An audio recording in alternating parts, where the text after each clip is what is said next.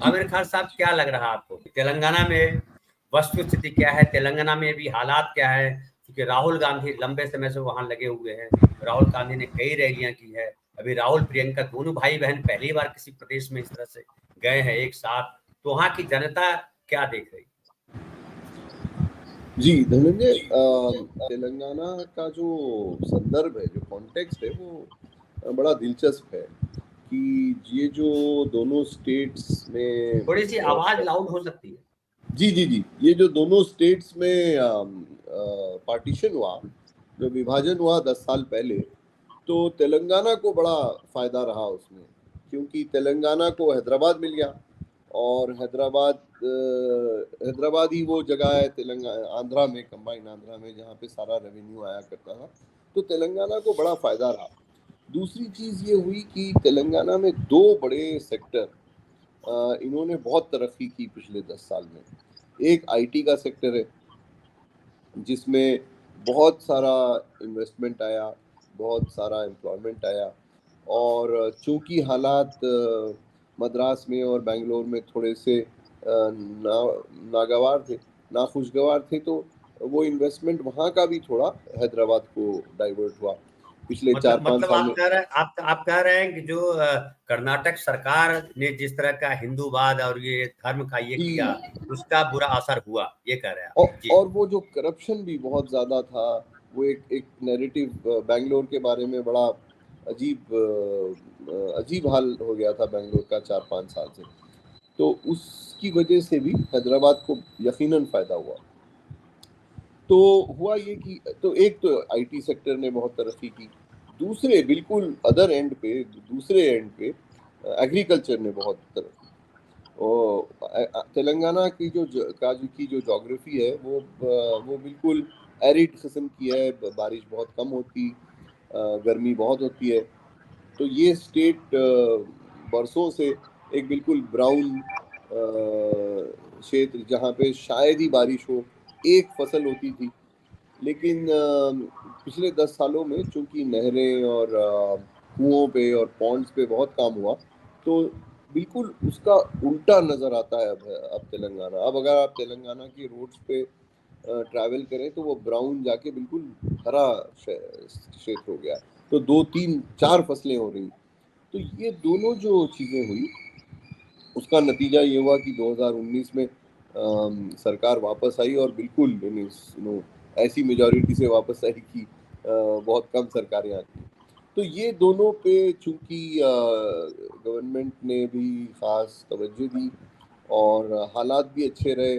IT sector बढ़ रहा था, एग्रीकल्चर सेक्टर भी बढ़ रहा था, और जगह मुश्किलात हो रही थी, बारिशें अच्छी हुई।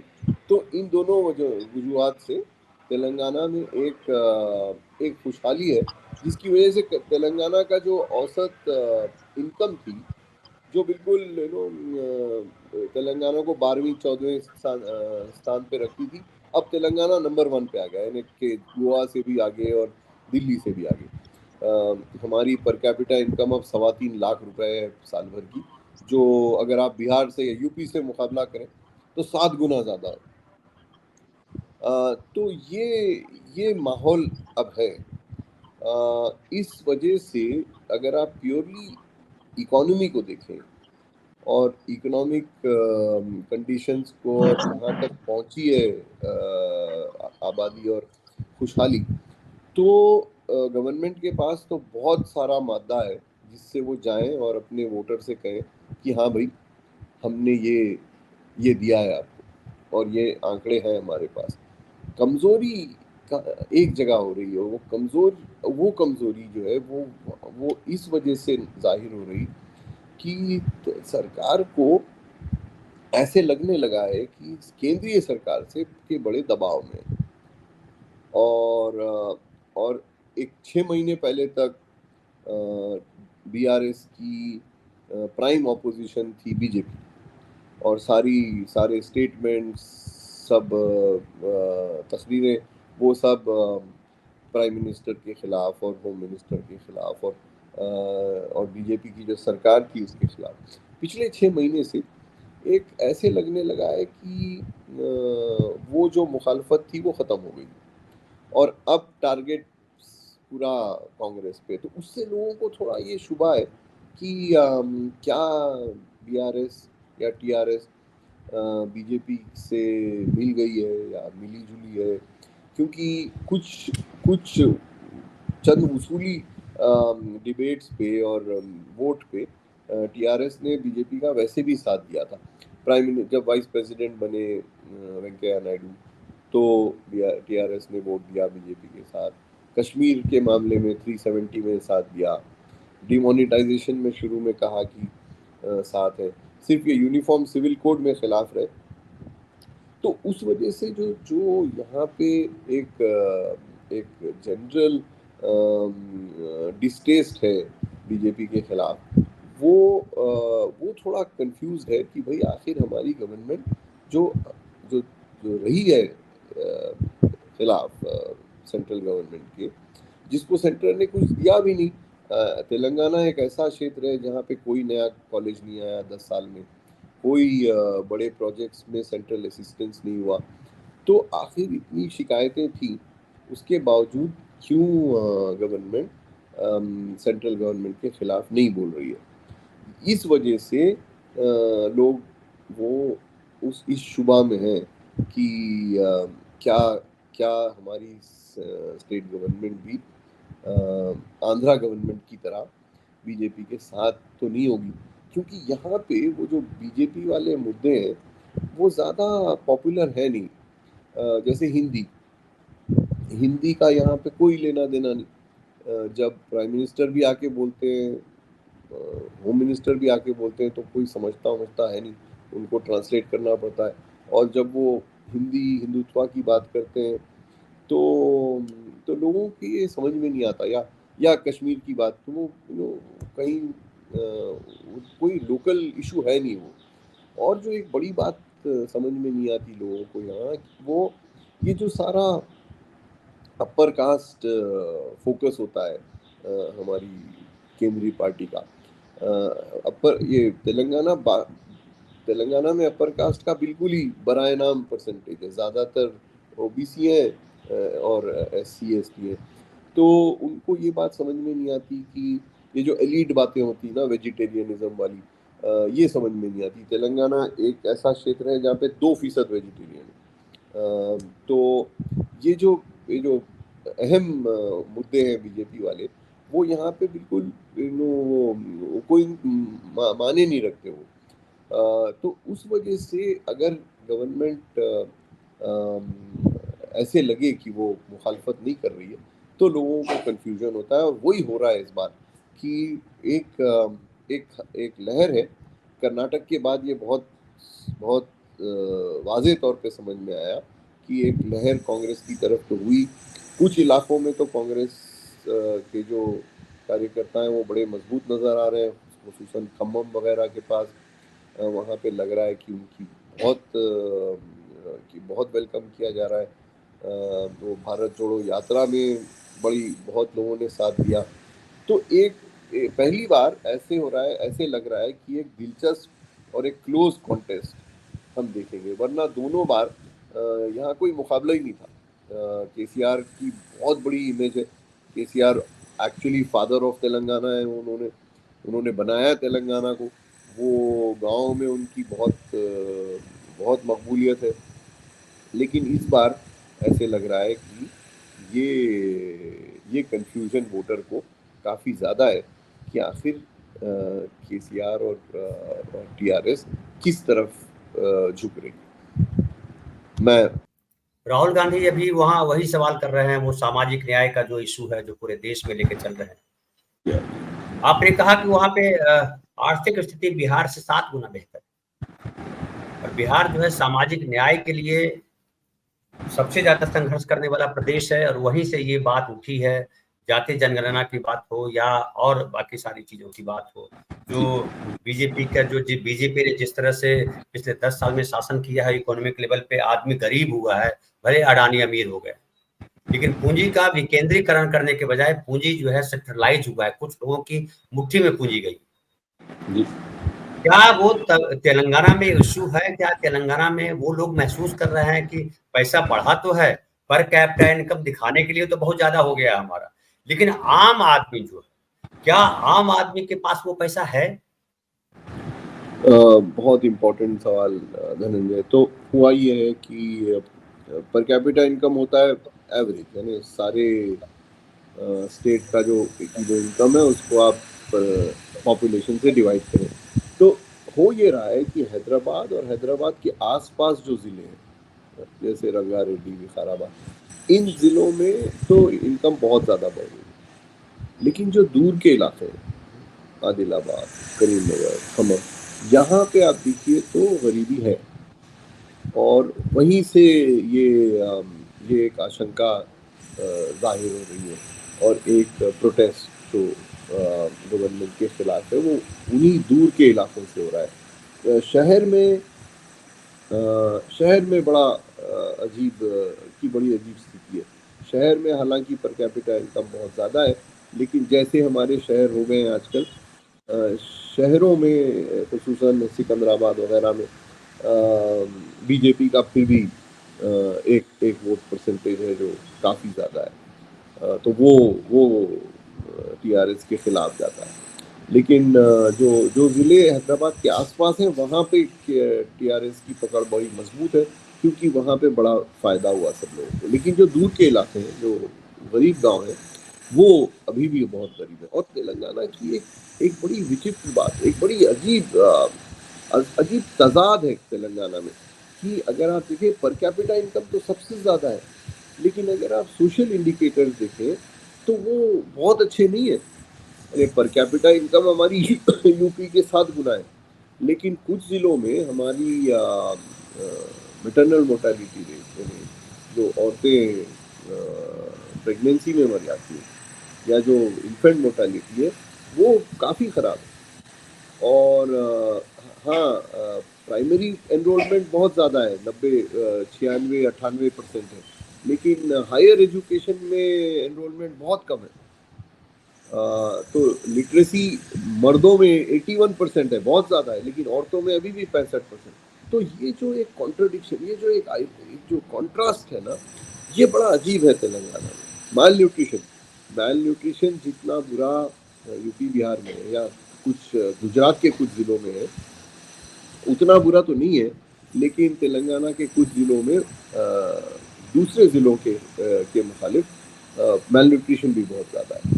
तो ये जो चीज़ें हैं, ये एक ऐसे स्टेट में जहाँ जिसके पास रेवेन्यू भी बहुत है, जिसके पास गवर्नमेंट भी पॉपुलिस्ट है, जहाँ पे पढ़े लिखे भी लोग हैं, वहाँ पे ये कॉन्ट्रास्ट नज़र आना, ये बड़ा ये खलता है। और ये उन लोगों को खल रहा है जो लोग देख रहे हैं कि भाई हम उसी राष्ट्र में हैं जहाँ पे हमारे साथ के ज़िले वाले लोग हमसे बहुत ज़्यादा अच्छा काम कर रहे हैं या बहुत ज़्यादा बेहतर हालत में हैं।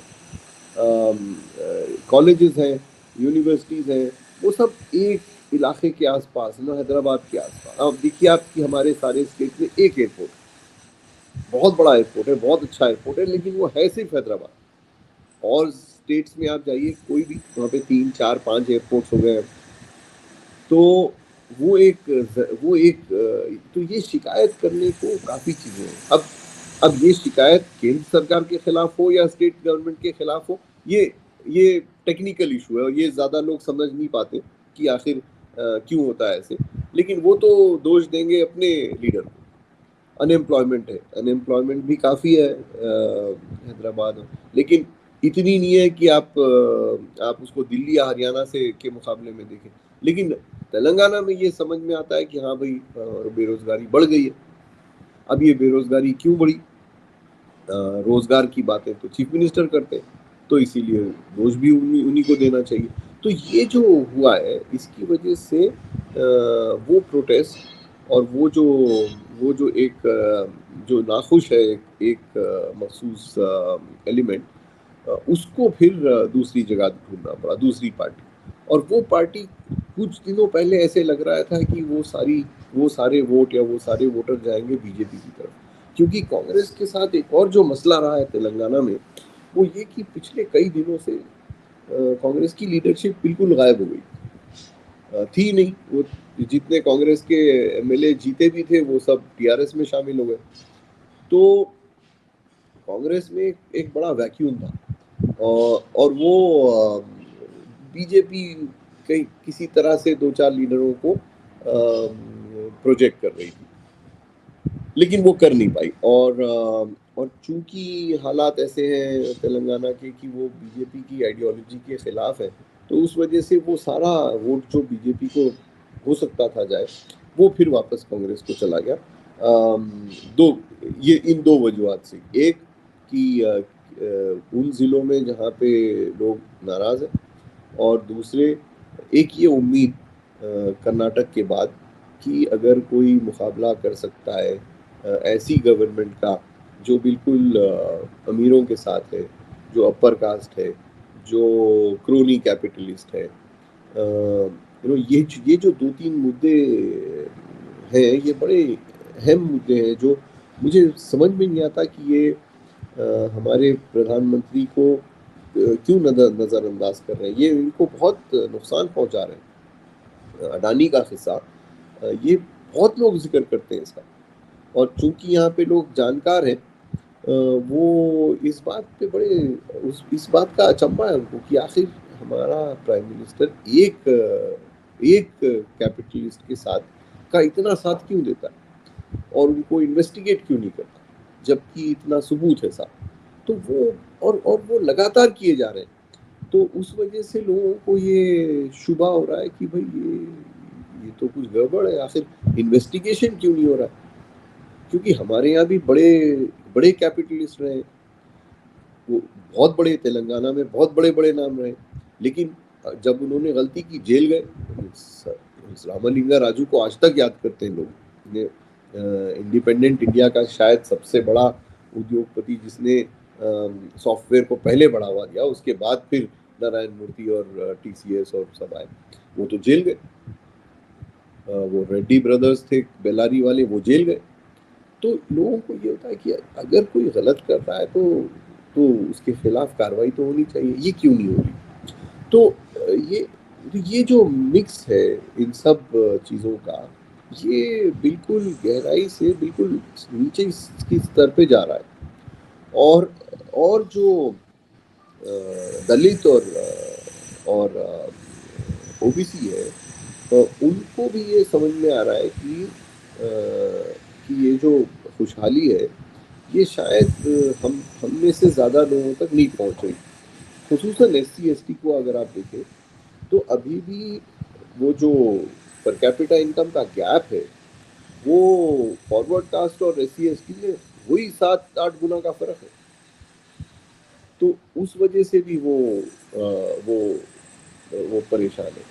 और जो आखिरी बात इस विषय में बोलना चाह रहा हूँ मैं, वो ये कि हैदराबाद की आयरनी ये रही, क्योंकि हैदराबाद बड़ा पिछले 10 सालों में अगर आप देखें, हर बड़ा शहर इंडिया का, हर बड़ा शहर, बेंगलोर, अहमदाबाद, दिल्ली, पुणे, जहाँ पे भी आप देखें वहाँ पे कम्युनल वायलेंस हुआ, लिंचिंग्स हुई, पिटाई हुई, प्रोटेस्ट, वो लोग नारेबाजी हुई। एक शहर जो इससे महफूज रहा वो रहा हैदराबाद।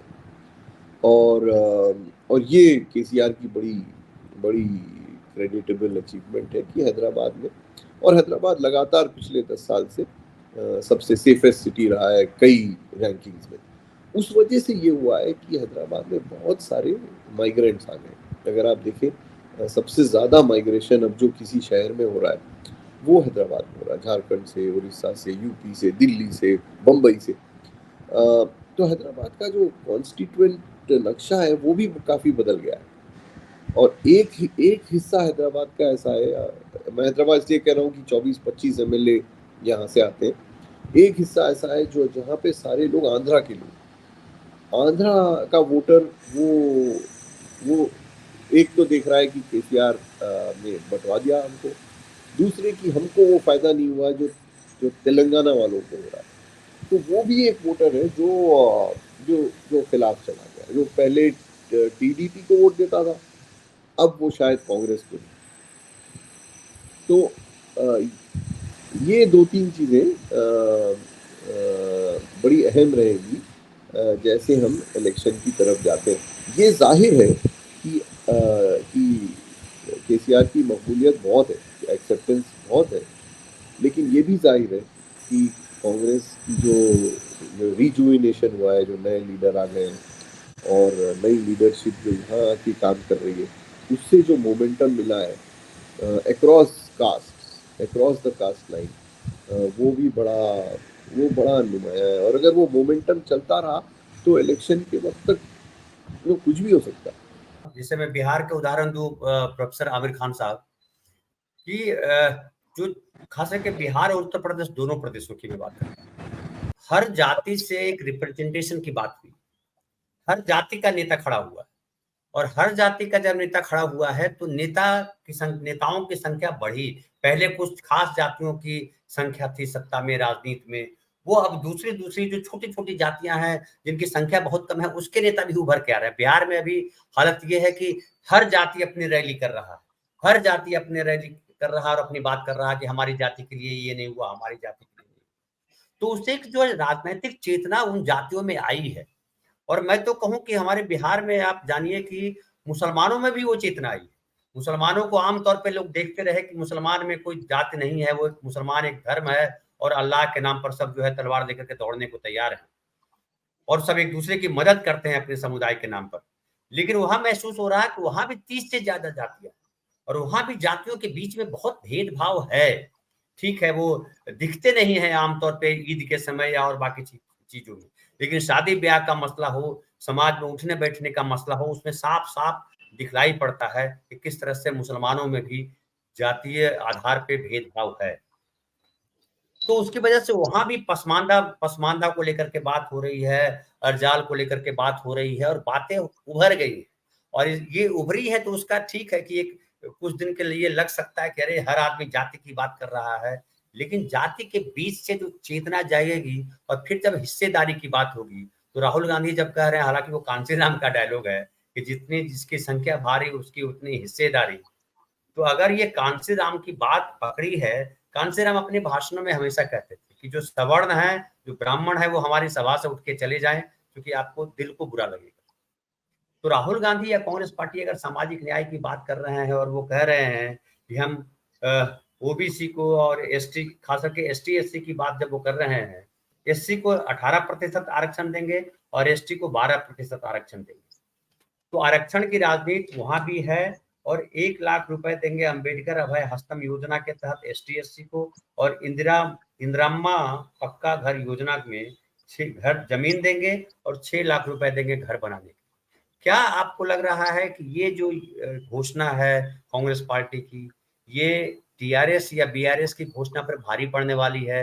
आम आदमी आकर्षित होंगे, ऐसा लग रहा है आपको आमिर साहब? जी, ये ये जो मोड़ आया है हमारी सियासत में, ये बड़ा इंटरेस्टिंग रहेगा। हमें कुछ दिनों तक इसको देखना पड़ेगा कि आखिर ये जो दौड़ है पॉपुलिज्म वाली, यानी वेलफेयर वाली, ये दौड़ कहाँ तक ले जाती है। मोदी जी ने जो बुनियादी चेंज किया था पॉलिटिकल इक्वेशन को, उन्होंने दो चीज़ें कही। एक, उन्होंने कहा कि अब हम वेलफेयर नहीं करेंगे, अब हम नौकरी नहीं देंगे, हम उन लोगों को बढ़ावा देंगे जो नौकरी दूसरों को देते हैं, वो कैपिटलिस्ट एंटरप्रेन्योर। तो उन्होंने, और उस पर लोग बड़े खुश हुए।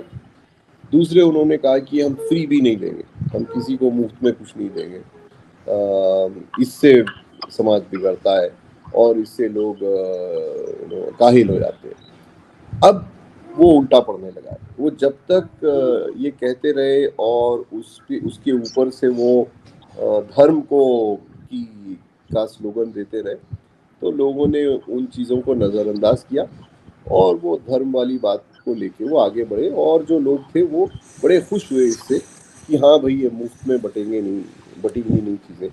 उन्होंने, वो जो मिडिल क्लास वोटर था जिसने मुफ्त की खाई थी पहले, जैसे हम लोग हैं, हम सब पले बढ़े उस माहौल में जहाँ हमको मुफ्त का कॉलेज मिला, बढ़िया सरकारी स्कूल में पढ़े, बढ़िया सरकारी कॉलेज में पढ़े, बस में मुफ्त का फ्री पास बस पास लेके घूमते रहे। अब हम जैसे लोग कह रहे हैं कि हम दूसरों को नहीं देंगे, वो गलत होगा, वो काहिल हो जाएंगे।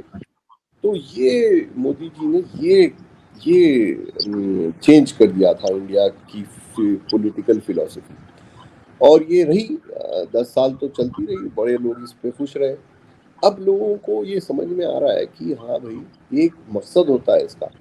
जब आप फ्री या स्कॉलरशिप वाली पढ़ाई पढ़ते हैं तो उन लोगों को फायदा होता है जो अदरवाइज नहीं जा सकते कॉलेज। जब आप अस्पताल चलाते हैं तो उन लोगों को यकीनन फायदा होता है, 90% लोगों को जो नहीं पे कर सकते। तो वो फिर से एक लोगों को समझ में आ रहा है, और इस वजह से अब एमपी में देखिए आप, इन्हें अपनी पार्टी के आइडियोलॉजी के खिलाफ शिवराज चौहान को कहना पड़ रहा है कि मैं ये भी दूंगा और वो भी दूंगा। उन्होंने पिछले कुछ दिनों में उन्होंने सिर्फ अनाउंसमेंट्स किए, और ये अनाउंसमेंट्स वो हैं जिससे मोदी जी, योगी जी सब खफा हैं, शुरू शुरू से खफा हैं इस बात पे। तो ये जो वापसी हो रही है पॉलिटिकली, कि सरकार की जिम्मेदारी अमीरों की जिम्मेदारी नहीं होती। अमीर और मिडिल क्लास मिलके इंडिया में 10% या 15%, 85% तो गरीब है। उनके लिए तो सरकार जिम्मेदार है, और ये बात अब सबको समझ में आ रही। ये बात, ये जो 6 अनाउंसमेंट्स हुए तेलंगाना में, ये उसी बात को अंडरलाइन करना है कि देखिए, 1000 रुपए का सिलेंडर कोई नहीं खरीद सकता। वो सिलेंडर आपको 500 रुपए में देना पड़ेगा। जैसे ही 500 कहा तो केसीआर ने कहा मैं 400 में दे दूंगा, क्योंकि 400 रुपए बहुत होते हैं उन्हें गरीब लोगों के लिए, जिनकी आमदनी 1000, 1200, 1300 पर हाउस होल्ड है। आप देखिए कि हैदराबाद शहर में जो ज्यादातर वर्ग है, उसकी तनख्वाह 15-20 हजार रुपए से कम, इससे ज्यादा नहीं है। लेकिन अगर आप 20 हजार भी कमा रहे हो और 5 लोग हो आपके घर में, तो इसका मतलब आपको फी 4 हजार रुपए कमाए, जहाँ पे आपको 7-8 हजार रुपए तो किराया देना पड़ता है। बाकी आप कैसे 1000 रुपए का सिलेंडर खरीदेंगे? आप कैसे बच्चों को 200 रुपए फीस दे के स्कूल भेजेंगे? आप कैसे 150 रुपए की वैक्सीन खरीदेंगे? तो ये जो समझ में आ रहा है लोगों को, ये बात अब हमारे हमारे सियासतदानों को भी समझ में आने लगी, और अगले कई इलेक्शन इसी मुद्दे पे होंगे। और ये इस कॉन्ट्रडिक्शन को डील करना हमारी रूलिंग पार्टी के लिए, बीजेपी के लिए, और जो आइडियोलॉजी जो गुजरात से आई थी, उसको ये समझने में पता नहीं कितना टाइम लगे कि ये शिफ्ट जो है, ये इनको उन सारे स्टेट्स में महंगा पड़ रहा है जहाँ पे लोगों को इस बात का इस बात की समझ है। हाँ, अभी भी यूपी में और गुजरात में धर्म भारी है इकोनॉमी पे। अभी भी लोग उसी नशे में है कि ठीक है भाई, मंदिर हो जाएगी और लोग मुसलमान को पिटाई हो जाएगी तो हम खुश हैं। लेकिन जब वहाँ पे भी ये समझ में आएगा कि खाने को नहीं है, जहाँ ये समझ में आएगा कि 50 रुपए का पेट्रोल हम खरीदते थे, अब हम 100 रुपए का खरीद रहे हैं, तब जाके ये इसको फिर वापस जाना इस पे, ये बड़ा मुश्किल काम होगा, क्योंकि ये बहुत बुनियादी उसूल है हमारी रूलिंग पार्टी बीजेपी की का बुनियादी आइडियोलॉजी है। इस पे वापस जाना बड़ा मुश्किल है। तो यही हम देख रहे हैं स्टेट्स में। तेलंगाना में अगर आप वाकई देखें तो डिबेट इस बात की हो रही कि अमीर आदमी वर्सेस गरीब आदमी, कि हाँ, जो अच्छे लोग थे, जो पढ़े लिखे थे, जो मिडिल क्लास थे, उनको तो बहुत फायदा हुआ, उनके तो पर कैपिटा इनकम बहुत बढ़ गई, उनके लिए तो पानी और बिजली आ गई। किसानों के लिए, जो किसान है जिनके पास ज़मीन है, उनके पास रैयतु बीमा भी है, उनके पास पानी भी है। लेकिन वो जो 40% किसान है जिसके पास ज़मीन नहीं है, जो लेबर है, उनका क्या होगा? ये मुद्दा बड़ा इम्पोर्टेंट।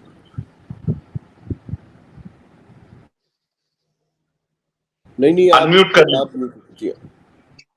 दो और छोटे छोटे सवाल हैं प्रोफेसर आमिर साहब, जो आपसे जल्दी में जानना चाहिए, क्योंकि समय भी हमारा काफी हो गया है। एक तो ये कि वहां पे 12% के करीब मुस्लिम वोट बताए जाते हैं, और मुस्लिम वोट के लिए एक महत्वपूर्ण दावेदार जो वहां पे हैं, जो ओवैसी साहब है, AIMIM, ये हैदराबाद उनका गढ़ है। तो क्या लगता है कि मुस्लिम वोट जो है डिवाइड होगा इस बार, या जो आपने बात कही कर्नाटक का जो असर है, जो आंध्र प्रदेश में, या जो असर महंगाई को लेकर के है वो, या सांप्रदायिकता को लेकर के, दोनों सवालों को लेकर के, जिसमें बीजेपी से या केंद्रीय नेतृत्व से नाराजगी है। और केंद्रीय नेतृत्व से नाराजगी का मतलब होता है कि बीआरएस का वोट भी शिफ्ट होगा कांग्रेस की तरफ, की कांग्रेस को, लोगों को लग रहा है कि कांग्रेस ये एक ऐसी पार्टी है जो दिल्ली में, जब तक दिल्ली ठीक नहीं होगा ये कुछ नहीं कर सकेंगे। खाली आप जो है मंच पर एक स्क्रीन लगा दीजिए और प्रधानमंत्री के खिलाफ जो है आप बोलिए, उससे तो चीजें सॉल्व होंगी नहीं। चीजें सॉल्व होंगी जब नीति बनाने वाली जगह पर और इम्प्लीमेंट करने वाली जगह पे आप होंगे। तो उसमें मुझे लगता है, क्या आपको भी ऐसा लग रहा है कि मुस्लिम वोटर जो है वो कांग्रेस की तरफ एक तो आए हैं और कांग्रेस की तरफ रहेंगे, मुस्लिम वोट ओवैसी के साथ नहीं बटेंगे, और पिछले चुनावों में ओवैसी के वोट लगभग स्थायी रहे, वो फिक्स रहे कि उतनी सीटें उनको मिलती रही। तो विधानसभा में वो वोट कांग्रेस की तरफ शिफ्ट होंगे, क्या ऐसा लग रहा है? एक तो ये। दूसरा सवाल ये है कि पवन कल्याण जो है वहां के जो एक्टर हैं, जो बीजेपी के साथ है, हालांकि पिछली बार भी बीजेपी के साथ उन्होंने प्रचार किया था और टीडीपी का प्रचार किया था, उन्होंने चुनाव नहीं लड़ा था, लेकिन इस बार वो कह रहे हैं कि हम गठबंधन कर रहे हैं, और जो बीजेपी के जो अध्यक्ष हैं लोकल, जो केंद्रीय मंत्री हैं किरण रेड्डी, वो भी उनसे मिलने गए थे कल। तो उसका क्या, पवन कल्याण का क्या इम्पैक्ट पड़ेगा तेलंगाना के चुनाव में? ये दोनों बातों पे बात कीजिए। ये बड़े मुश्किल सवाल पूछे आप, क्योंकि जैसे जनता को हमें अपने दर्शकों को बताना पड़ेगा। मैं तो वही गरीब इकोनॉमिस्ट हूँ, पॉलिटिक्स उतनी ज़्यादा समझता नहीं, और क्योंकि ज़िंदगी भर दिल्ली रहा तो ये तेलंगाना की पॉलिटिक्स में की समझ अभी बिल्कुल बुनियादी है। तो इसमें आप देखेंगे कि मैं उतनी कॉन्फिडेंस से नहीं जवाब दूंगा जितने कॉन्फिडेंस से मैं इकोनॉमी वाली सवाल देता हूँ। लेकिन आपने जो पूछा उसकी बिल्कुल मेरी ये निजी राय है, इसमें कोई कोई वजन या मेरी कोई रिसर्च इसके पीछे नहीं है। तेलंगाना की जो मुस्लिम आबादी है वो बड़ी अजीब आबादी है, तकरीबन 55 लाख मुसलमान, लेकिन ये 55 लाख में से 40 लाख मुसलमान हैदराबाद शहर में। तो मुसलमान वोटर आउटसाइड हैदराबाद बहुत छोटा है, बिल्कुल बराए नाम। इसीलिए आप देखेंगे कि जो मुसलमान एमएलए होते हैं वो सारे हैदराबाद के होते हैं, 119 में वही 7 होते हैं, वो बाकी 112 में कोई होता नहीं, क्योंकि वहाँ पे सब गैर मुस्लिम आबादी है। और ये हमारी मुल्क की, हमारी स्टेट की बदबख्ती है कि हम हमेशा अपने रिलीजन को वोट देते हैं। तो 7 होते हैं वो। अच्छा, हैदराबाद में हुआ ये कि हैदराबाद की हिस्ट्री बड़ी, जब तक हम थे यहाँ, मैं पला बड़ा यहीं पे, फिर चला गया दिल्ली, लेकिन जब तक हमने हैदराबाद देखा 1960 का दशक, 70 का, 80 का, तो हम हर 3 महीने में, हर क्वार्टर में एक दंगा होता, एक फसाद होता है, 100 लोग मारे जाते, हमारे स्कूल बंद, कॉलेज बंद। ये तीनों दशक में कांग्रेस की हुकूमत रही। 1980 के बाद ये दंगे फसाद सब बंद हो गए, और फर्क ये हुआ कि कांग्रेस की गवर्नमेंट चली गई और AIMIM पावरफुल हुई। तो इसका श्रेय सब लोग NT रामाराव को और चंद्रबाबू नायडू को देते हैं कि भाई ये आए और ये दंगे फसाद बंद हो गए, और मजलिस इत्तेहादुल मुस्लिमीन को देते हैं कि जब से हमने इनको इलेक्ट करना शुरू किया तब से दंगे फसाद बंद हो गए। तो हैदराबाद शहर में ये जो एक बिल्कुल ठोस बिलीफ है, ये बड़ी स्ट्रांग है। इसलिए आप देखिए कि प्रणॉय रॉय ने पिछली बार चार मीनार पे कहा था कि भाई 541 सीटों पे तो इलेक्शन हो रहा है, एक सीट है जहाँ इलेक्शन नहीं हो रहा है और वो हैदराबाद वाली सीट है। तो वो बड़ा मजबूत गढ़ है, और मुसलमान वोटर जो है वो इस वजह से वो हमेशा मजलिस के साथ रहा है। हाँ, हैदराबाद के बाहर ये ज़रूर समझ में आ रहा है कि जो मुसलमान वोटर है वो इस कश्मकश में है कि क्या हम टीआरएस और केसीआर के साथ दें, जिन्होंने हमें प्रॉमिस किया था भाई कि 200 स्कूल बनाएंगे, 200 स्कूल बने, माइनॉरिटी बजट जो है वो 100 करोड़ से 2000 करोड़ हुआ। तो वो जो बातें अब केटीआर और कविता कह रही, वो कह रहे हैं कि भाई हमने आपको प्रॉमिस किया था और हमने किया। तो लेकिन मुसलमान वोटर ये भी देख रहा है कि अगर दिल्ली में सरकार बदलनी है तो कांग्रेस को वोट देना है। तो वो जो दुविधा है मुसलमान वोटर को आउटसाइड हैदराबाद, ये बड़ी बड़ी गंभीर दुविधा, और उसको उस पर कोई अंदाजा लगाना कि वो किस तरफ रुझान है उनका, टीआरएस की तरफ या कांग्रेस की तरफ, बड़ा मुश्किल है। 2-3 जो सर्वे आ रहे हैं वो ये बता रहे हैं कि वो बटे हुए हैं आधे आधे, और शायद वो अगर कांग्रेस का मोमेंटम जारी रहे तो वो वहां चले जाए। तो ये तो मेरी मुख्तसर सी नॉलेज है मुसलमान वोटर उन पे हम राजेंद्र साहब से बात कर लेंगे आगे। हाँ, और मैं बताइए, दोबारा कह दूं कि इस पे मेरी कोई एक्सपर्टीज नहीं है। पवन कल्याण का क्या असर है वो बताइए। हाँ, पवन कल्याण का जो वो काफू वोट है ना, वो एक जैसे आपने बिहार का कहा था कि हर समुदाय अपनी अपनी अपनी स्ट्रेंथ जाहिर कर रहा है, तो कापू समुदाय ने भी ये स्ट्रॉन्ग कास्ट है, डोमिनेंट कास्ट है, लेकिन इस कास्ट का ज्यादातर प्रोपोर्शन आंध्रा में है, तेलंगाना में बहुत कम, तो वहां पे उनका प्रभाव बहुत ज्यादा है। तो वो भी इस दुविधा में है कि वो कहाँ जाए, वो जगन के साथ जाए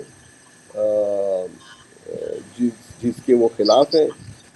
जगन खुद बीजेपी के साथ जाना चाह रहे हैं, नायडू के साथ जाए, नायडू जेल में है, नायडू भी बीजेपी के साथ जाना चाह रहे हैं। तो वो आंध्रा की पॉलिटिक्स का इतनी बुरी खिचड़ी बनी हुई है कि उसको समझना बड़ा मुश्किल है।